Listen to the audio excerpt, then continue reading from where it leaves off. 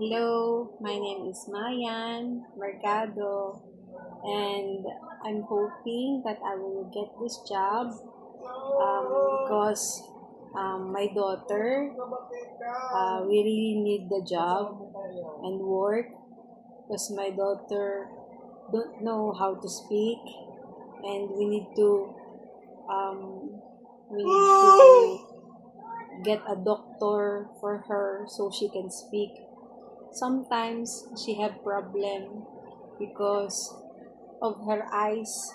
Her eyes sometimes have problems, sir. So that's it. That's why we need to also check the doctor for her eyes because sometimes her eyes have problem.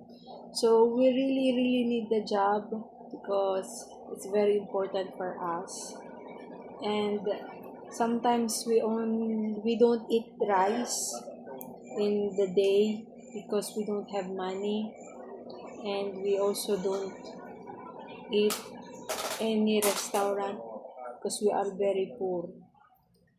And you see, the work is very important for us so we can have a good life.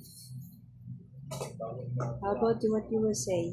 Listen to my boss. Please. Please give us money because we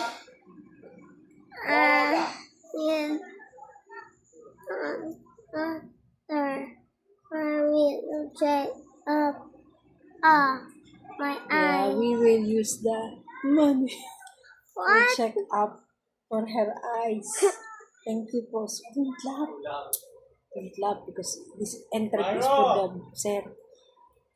Okay, another one. Listen na. You said like that. Okay. So the sir will get. Why you're